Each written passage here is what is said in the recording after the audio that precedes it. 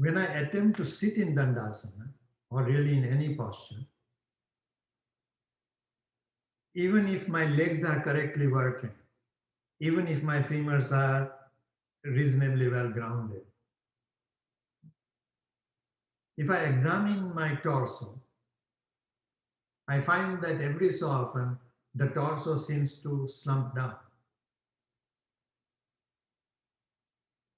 The physiological support of lifting the torso is there in my spinal muscles. That support also comes from properly grounding my legs. What is generally not well understood is that the ability to sit correctly really begins in the pelvic floor, which in yoga is addressed as Mula bandha. What is Mula bandha? If I look at a female body, there is the opening of vagina, there is the opening of the anus. The space between those two openings is rather short. The very center of that is your perineum. That perineum has to be lifted back and up, but with great caution. Great caution means certainly you don't want to tighten your eyes, ears, tongue, facial muscles to do that. But you also don't want to grip your abdominal organs. Certainly don't grip your stomach to do that. Which means as you attempt to do that, your breathing must be free.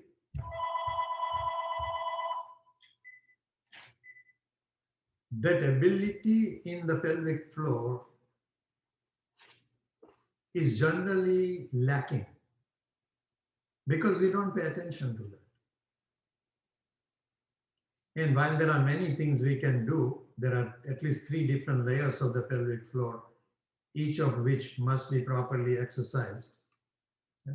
We might get to that someday. But today I want to address the perineum itself moving back and up. In a male body, between the scrotum and the anus, the space is much longer compared to the female body. But still, the center of that space is what we would call perineum. That has to be drawn back and up. Even good books make mistake, like Light on Yoga or Light on Pranayama, my wonderful teacher's book. It says lift it up and back. Don't do that. The movement is first back and then up. If you first move it up and then back, you are restricting your breathing. Anytime you would point out to Mr. Iyengar, like, there is a mistake in the book, his response always was, as though I have never learned anything more after the book was written. I was with my teacher when he was writing another book. And something is written, he would give us to say, check it, look at the English in here. And we would attempt to make some correction. Like, this is not the way people understand, this is how you say it. He must always have the last word.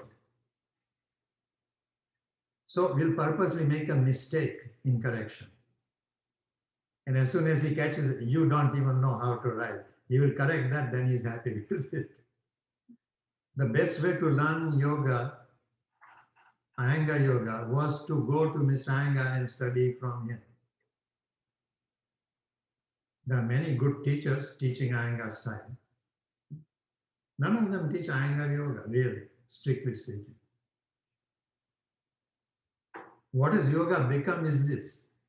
You are taught something, blindly copy it, something that he never taught. His attitude always was discover, discover, discover. But I would not tell not to discover because he doesn't have the background to discover. Discovery must be done by someone who has some foundation. If I tell her to lift the feet up,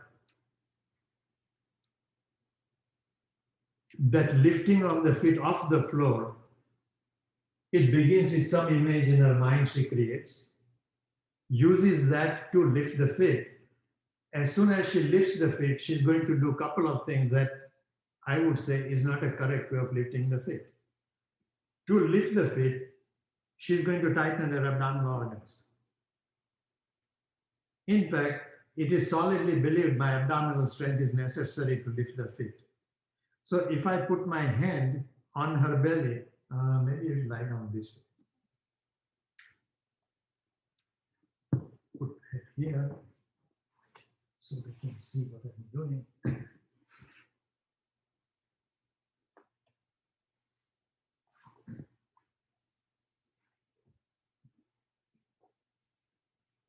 My hand is here. I'm not pressing.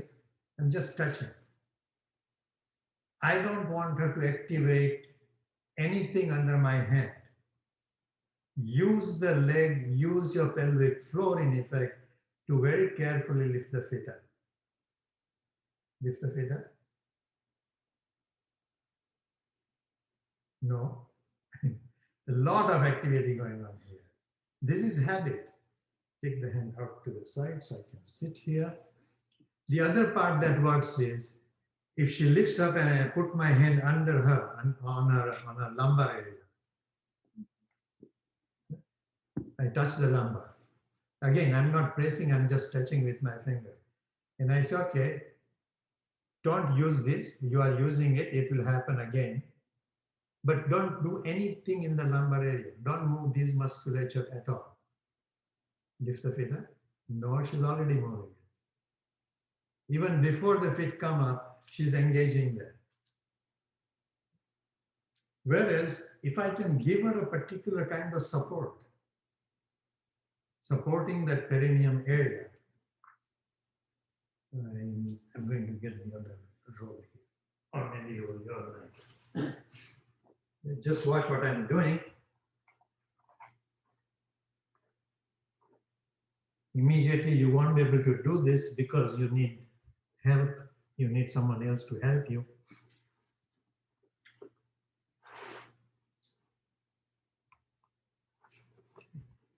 Lie down again. I take this roll, put it between her legs, and either with my hand or with my foot, I push the roll, not taking my foot to the floor. That's not where the perineum is. I take my foot a little higher up off the floor. So I'm able to touch as best as I can my foot there. Go ahead, bring the foot down. I press here. Okay. If you're lying on the floor and I'm pressing strongly, I can push you away. So you may lie on the floor, but hold a sticky mat under you. Now, go ahead and see if you can lift the feet up. The feet almost fly up by themselves. It's like magic. It's like magic. Okay. So whatever it is I'm pressing in that area, can she engage that and hence lift the feet up? Okay. This has to be learned with the help of somebody. You cannot teach it to yourself. Generally, you cannot teach it to yourself. So I'm not going to come to your home. You're not going to come here, I'm pretty sure. But you can teach, find another yoga student who is wanting to learn this. Okay? I put this here so that the distance from the wall to this edge of the block is definitely longer than the length of my foot, which means I can lie down here. I lie down as close as I can on a sticky mat with two blocks like this near the wall. So now, in effect, I'm pressing into the wall with my pelvis. Okay? But rather than put the pressure from my bones, I want the effect to go in between the bones. So I take this roll, lift my pelvis up, and very carefully position it down there and come down. And I find, I'm not using any of my abdominal muscles, stomach, I can lift the feet up. It'll never be as good as someone helping you, but you will get some sense of it that I can lift the feet up and I don't need to engage my abdominal area.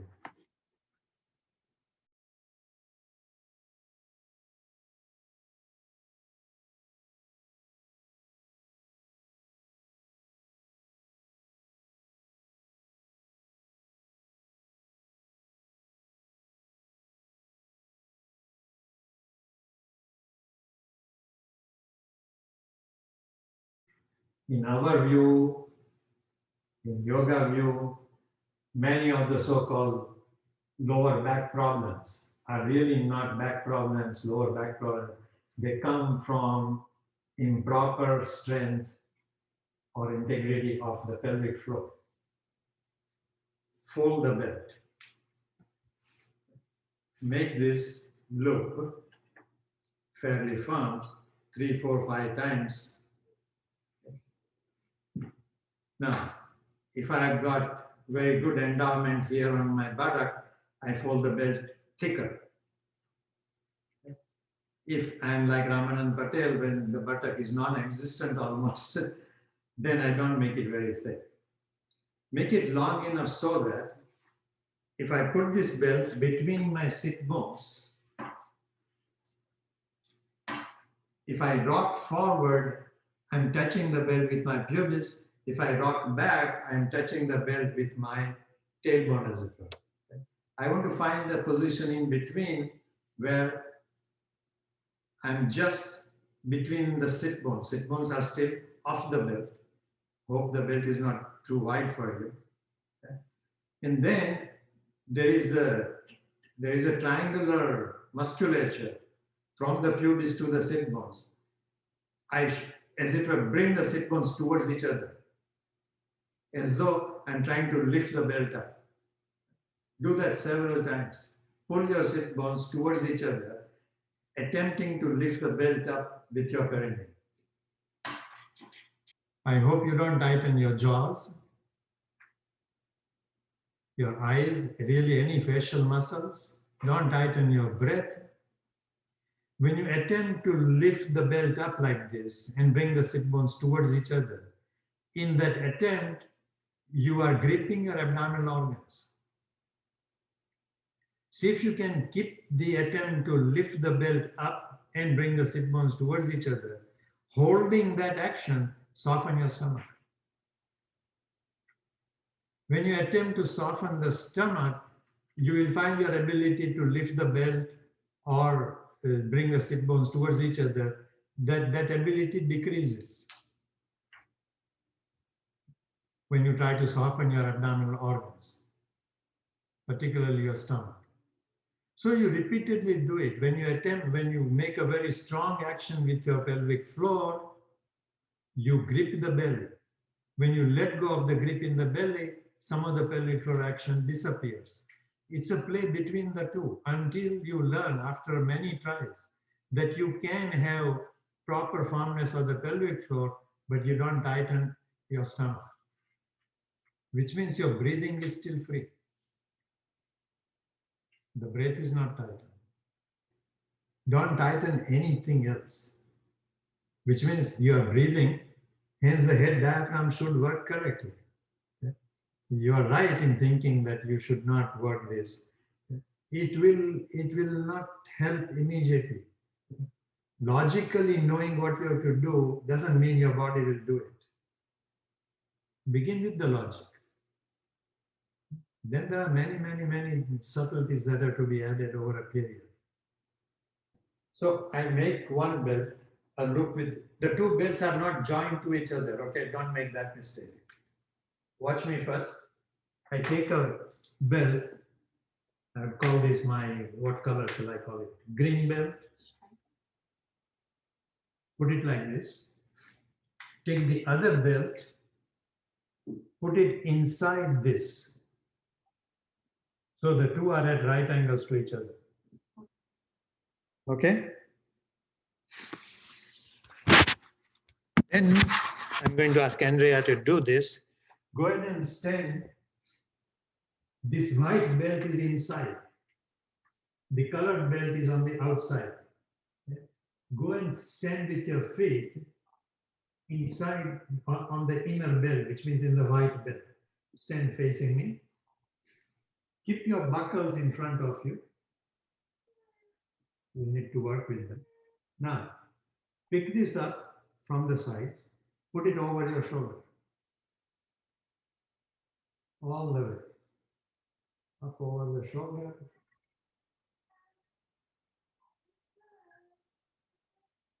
Where is it? Tighten the belt little by little. You can tighten this belt, you can tighten this belt. And take your cloth, fold it, and put it right between the belt and the perineum.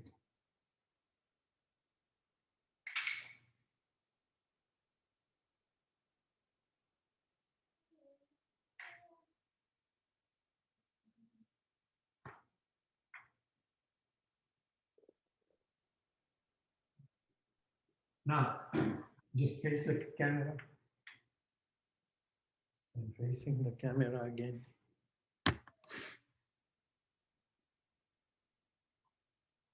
For ladies in particular, if this belt is hurting your breast, you can make this belt much shorter. The upper loop, the white belt, can be made much shorter. The lower belt will have to be longer to do that. Somehow adjust it so that there is not undue pressure on the breast. For men doing this, try and position the cloth that you fold really just below the scrotum, so it doesn't create undue pressure on that area. Now, while this looks kind of funny, you don't want to walk around life like this. Someday, decide that you are going to do this for a long time, which means you wear it under your clothes so nobody can see it. Then go about doing your regular chores. Okay? But in this pose, as you stand in Tadasana, lift the chest and engage that perineum. But don't engage the stomach. In different positions, you might have to readjust the belt. Like if I ask her to do Trikonasana with this belt, she might want to readjust the belt a little differently. Go to Trikonasana.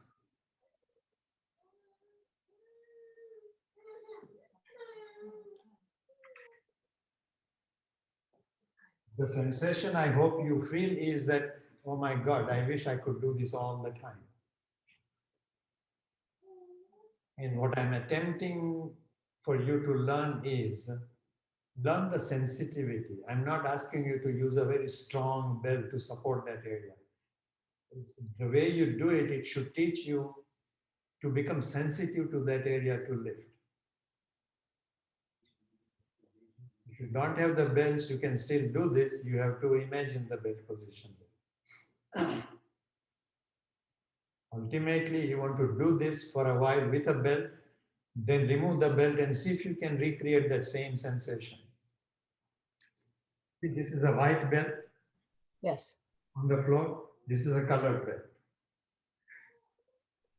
When I put this colored belt on the floor, the white belt is inside that.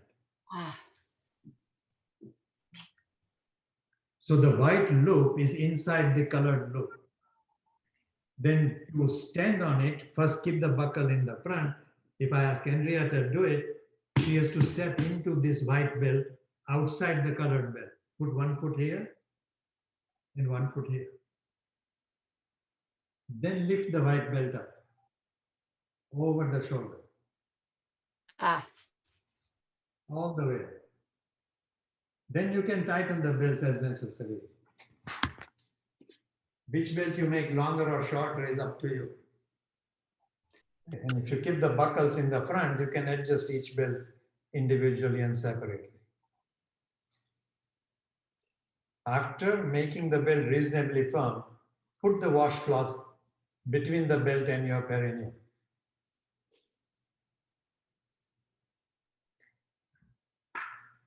And then try standing pose, just Tadasana or try Trikonasana, try even Parshvakonasana. In my own practice, I find in each of those poses, I have to readjust the belt a little differently. position it a little differently.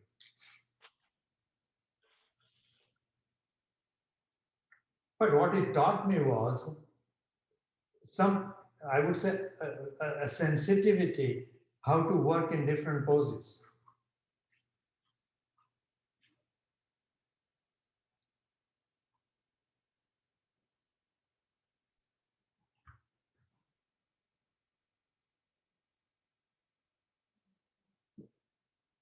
And it was working with the belt that taught me how to engage my pelvic floor properly in forward bends, which is where it's most difficult.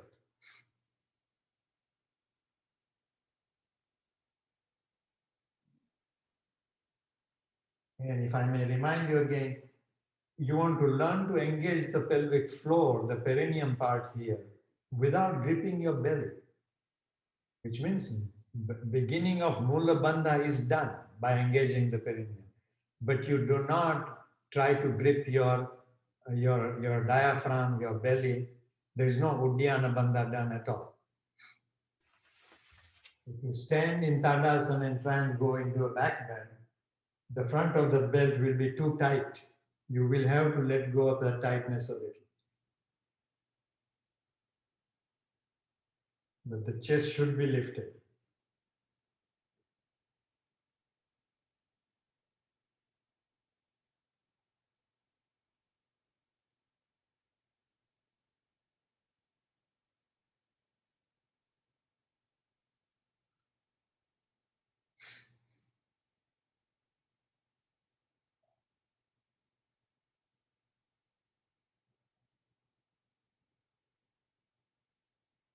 Correct.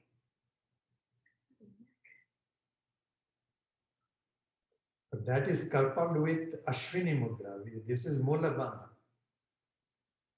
In Ashwini Mudra, the buttocks are tightened. In Mula bandha, you need not tighten the buttocks. But in a back bend, both are working. You engage the Ashwini Mudra and the Mula bandha. Ashwini Mudra engaging helps to engage the pelvic floor. But Ashwini Mudra should not be necessary. It helps, yes, helps to support it. But you want to learn to create it independent of Ashwini Mudra.